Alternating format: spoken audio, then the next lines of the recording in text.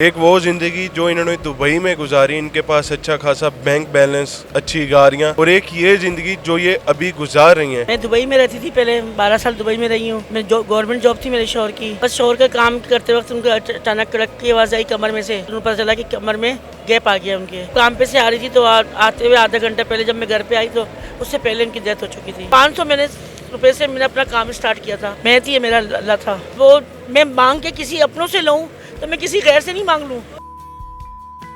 Pakistan stories के साथ मैं हूं मोहम्मद आफ्ताब। नाजरीन, इस वक्त आप मेरे साथ मौजूद खातून को देख सकते हैं। इन्होंने अपनी जिंदगी में दो जिंदगियां देखी हैं। एक वो जिंदगी जो इन्होंने दुबई में गुजारी, इनके पास अच्छा खासा बैंक बैलेंस, अच्छी गाड़ियां। का कहना है कि इन्होंने दुबई में ऐसी कोई जगह नहीं है जो इन्होंने देखी नहीं होगी। और एक ये जिंदगी जो ये अभी गुजार रही है। आइए इनसे जानते हैं कि इनकी जिंदगी में ऐसा कौन सा मोड़ आया है जिसकी वजह से इनकी पूरी जिंदगी पलट गई। मैं दुबई में रहती थी, पहले 12 साल दुबई में रही हूँ। मैं गवर्नमेंट जॉब थी मेरे शोहर की। मैं हाउस वाइफ थी। अपनी गाड़ियाँ थी मेरी 2 और अच्छी जिंदगी गुजर रही थी। बस शोहर का काम करते वक्त उनको अचानक कड़क की आवाज़ आई कमर में से। डॉक्टर को दिखाया तो वहाँ के लोग डॉक्टरों ने कहा कि समझ नहीं आ रही। फिर बैंक पाकिस्तान आए, उन्होंने इलाज करवाया। उनको पता चला कि कमर में गैप आ गया उनके। फिर वो आहिस्ता आहिस्ता बीमार होते थे। जोड़ों में तकलीफ, हार्ट की तकलीफ होने लगी। यूरिक एसिड उनका बढ़ गया, जिगर काम नहीं कर रहा था। फिर आहिस्ता आहिस्ता उनको इलाज कराते फिर मैंने जॉब करने लग गई। लाजम दुबई में से जो लेके आए थे वो तो सब इलाज में और इसमें खर्च हो गया। फिर मैंने 15 साल जॉब करी है। फिर उनका इलाज करवाया। इलाज वो मजीद बीमार होते होते और ज़्यादा बीमार होने लगे। इसमें सही हो गए थे, फिर बीमार पड़ गए। फिर मैं एक दफ़ा जब काम पे से आ रही थी तो आते हुए आधा घंटा पहले जब मैं घर पे आई तो उससे पहले उनकी डेथ हो चुकी थी। आपके शोहर की दुबई में जॉब कौन सी थी? गवर्नमेंट जॉब थी, अलमारात, बस मैकेनिक थे वो। तो ये था कि वो मुझे, जब मैं 3 साल रही हूँ, 3 साल के बाद वो आए थे। जब वो बीमार पड़ गए तो फिर आए दिन उनका इलाज करवाना करना, ये वो 35 समझ लें 30 साल वो बीमार रहे। तो कौन सी बीमारी लग गई? उनको बस यही यूरिक एसिड और जोड़ों की तकलीफ, चलना फिर नहीं फिर सकते थे, पकड़ के चलते थे, सांस फूल जाती थी।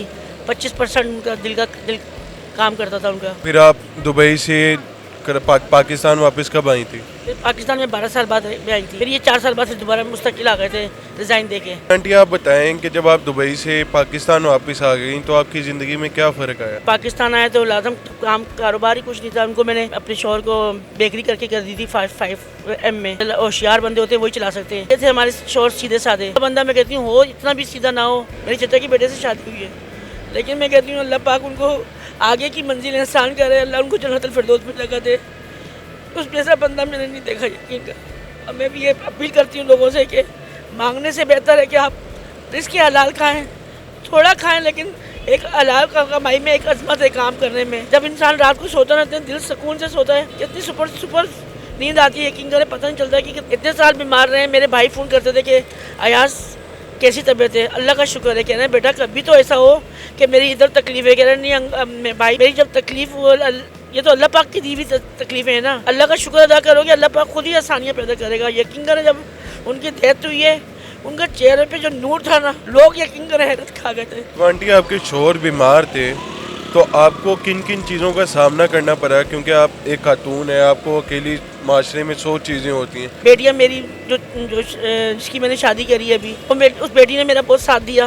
वो रात अस्पतालों में रुकती थी तो रात को वो मैं रुकती थी। उधर से मैं जॉब पे जाती थी, दिन को वो बेचारी बच्ची रुकती थी मेरी। बेटा मेरा 12 साल बाद जो बच्ची से जिसकी शादी करी उसके 12 साल बाद हुआ था। अब वो फर्स्ट ईयर में है, लेकिन उस टाइम भी अल्लाह पाक ने ये करना था कि गोलियाँ उनको जो चीज़ उनकी ख्वाहिश थी या उनकी जो भी उनको दिल करता था, मुझे ये चाहिए शबाना, मुझे ये चाहिए। अल्लाह का शुक्र है, अल्लाह पाक ने वो मेरे को चीज़ें वो करी हैं, पैदा करी हैं और उनको दी है। और कभी वो नहीं बोल सकते कि मुझे ये चीज़ नहीं चाहिए थी, मुझे ये चीज़ नहीं मिली। आप काम क्या करती थी जब पाकिस्तान में आ गई थी? मैं मेडिसिन कंपनी में 15 साल जॉब करी है मैंने। आपने अब वो जॉब छोड़ के ये समोसों का ठेला क्यों लगा लिया? जब इंतकाल शोहर का हुआ तो मिशन फार्मा के पहलवान साहब हैं, अल्लाह उनको नेकी की हिदायत दे परवरदिगार। उन्होंने मुझे बोला मैंने कहा सर मैं इधर शोहर का इंतकाल हो गया तो मैं इधर मैं आ सकती हूँ, लेकिन ये कि मैं सिर्फ मगरिब से पहले मेरे को आप छुट्टी दे दें, मैं मगरिब अपने घर के अंदर गुजार लूँ। कह रहे नहीं, आपको हमने सुना कि आपने अपने शोहर की बहुत खिदमत करी है तो आप पूरी इज्जत करके दूसरे दिन आप आ जाएँ। दूसरे दिन मैं गई हूँ, लेकिन वो बंदा तो मैं गई हूँ तो मुझे उन्होंने कॉन्फ्रेंस रूम में बिठा दिया। 2 घंटे 3 घंटे 4 घंटे तक मैं कॉन्फ्रेंस में बैठी रही हूँ। वो सामने ही नहीं हुए। कह लगे उनको बोल दो कि अभी हमें लेडीज़ की जरूरत नहीं है, जब जरूरत पड़ेगी हम बुला लेंगे। महीने में ऐसी बेकार रही। 500 रुपए से मैंने अपना काम स्टार्ट किया था।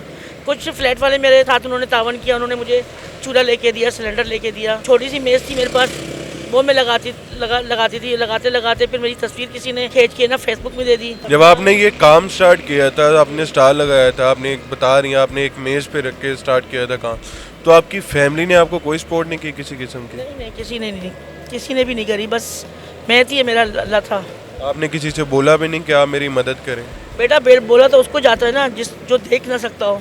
आंखें अल्लाह पाक ने दी हुई हैं, अकल लोगों ने दी हुई है। वो मैं मांग के किसी अपनों से लूँ तो मैं किसी गैर से नहीं मांग लूँ। ये है कि बस अल्लाह पाक ने मेरा हाथ पर पकड़ा है। अल्लाह पाक और अभी भी अल्लाह पाक का शुक्र है। रमज़ान में मेरा काम बहुत अच्छा माशाल्लाह जाता है। लोग मुझे ऑर्डर ये दस्तरखान के लिए ऑर्डर लेते हैं और इसका नाम क्या, मेरा काम अभी भी अल्लाह का शुक्र, मेरे कच्चे रोड भी चले जाते हैं। लेकिन अभी थोड़ा हल्का हालात की वजह से मार्केट ठंडी बैठी हुई है। अच्छे लोग जो जिन्होंने कारोबार में पैसा लगाया हुआ वो बेचारे रो रहे थे, मैं तो उनके आगे कुछ भी नहीं हूँ। भी अल्लाह का शुक्र अदा करती हूँ।